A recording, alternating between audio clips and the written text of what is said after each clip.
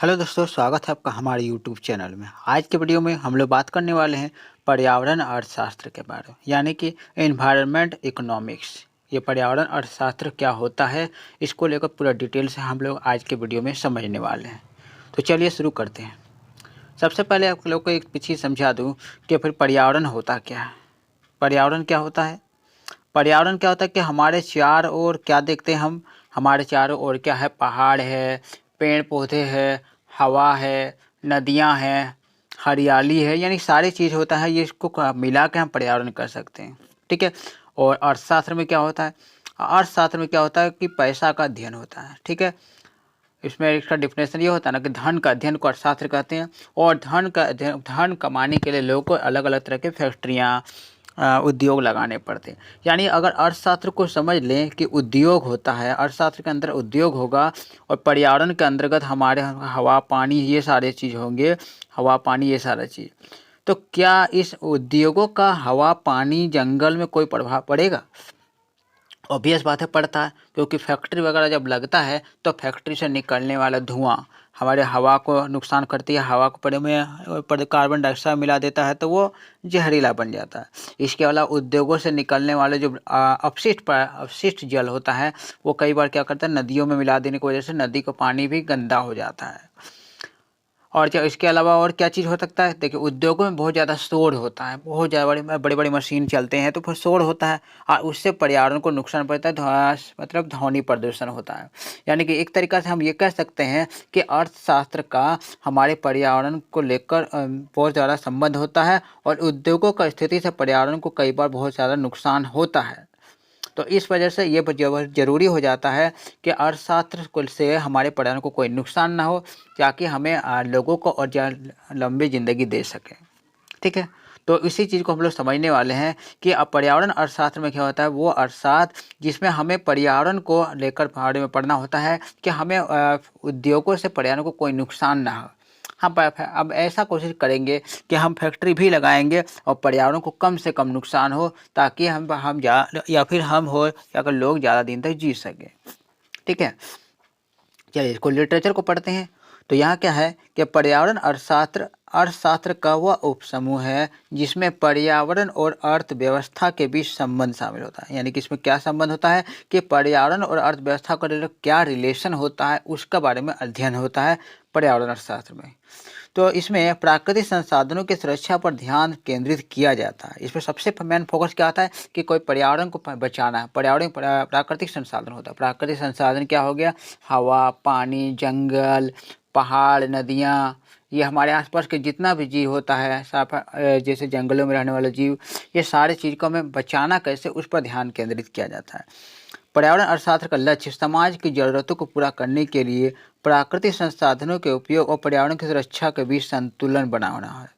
यानी कि हमें फैक्ट्री भी लगानी है, क्योंकि फैक्ट्री से हमें लोगों की ज़रूरतें पूरा होती है। और फैक्ट्री का लगाने के साथ साथ हमें ये भी देखना है कि पर्यावरण को कम से कम नुकसान हो। यानी कि दोनों के बीच संतुलन बनाना बहुत ज़रूरी होता है।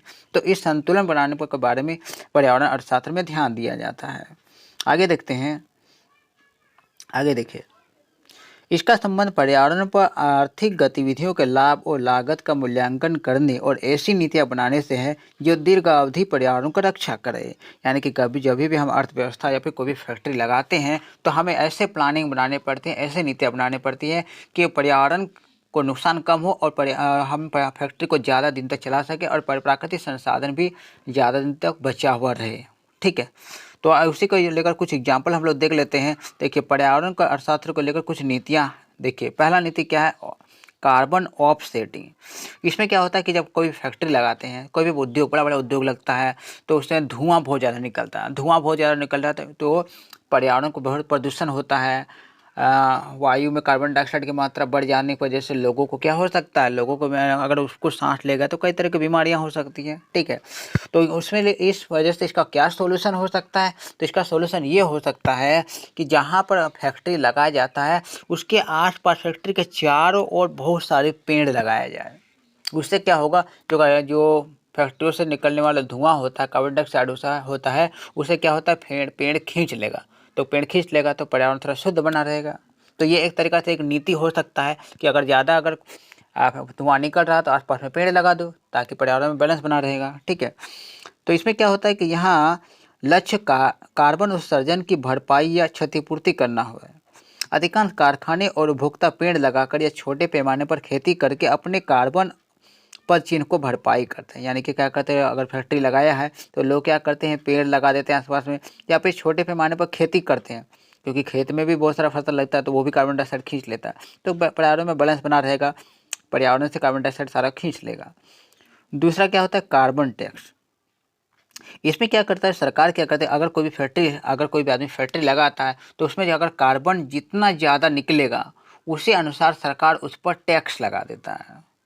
ठीक है, तो टैक्स लगा देता है, तो अगर टैक्स लगा देता है तो इस समय फैक्ट्री का मालिक भी सोचेगा कि हम ज़्यादा टैक्स ना दे, इस वजह से हम वैसी नीतियाँ लाएंगे जिससे कम से कम प्रदूषण हो।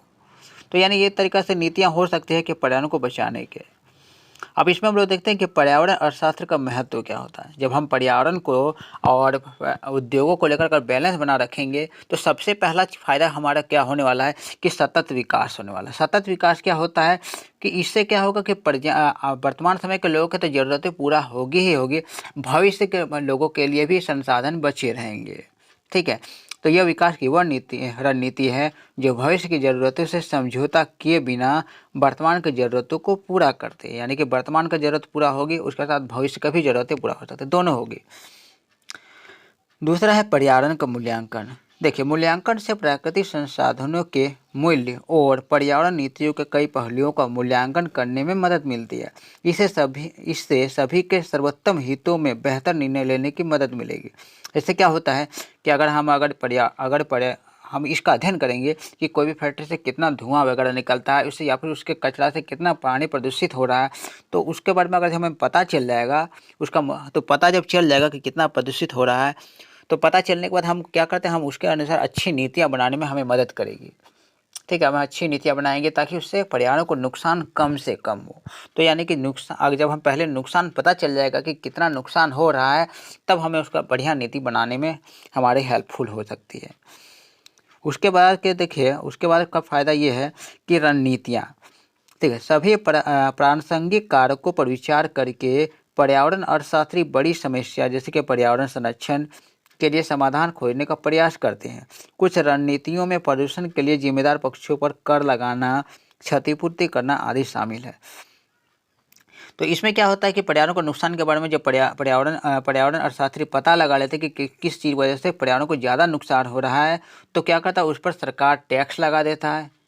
ठीक है, या फिर क्या करता है, उससे कहता है कि आप पेड़ ज़्यादा लगाओ, या फिर आपको जितना आपने पर्यावरण को नुकसान किया है उसके अनुसार क्षतिपूर्ति कीजिए, आपको उतना फाइन देना पड़ेगा। तो यह होता क्या है कि इससे रणनीतियाँ बनाने में मदद करती है। ठीक है, तो यहीं तक वीडियो आपका यह था पर्यावरण अर्थशास्त्र को लेकर। उम्मीद है आप लोग को समझ में आया है कि पर्यावरण अर्थशास्त्र होता क्या है। ठीक है दोस्तों, तो मिलते हैं हम लोग एक नए वीडियो में एक नए टॉपिक को लेकर। अगर आप लोगों को कोई भी सुझाव है तो आप लोग कमेंट करके मुझे बता सकते हैं।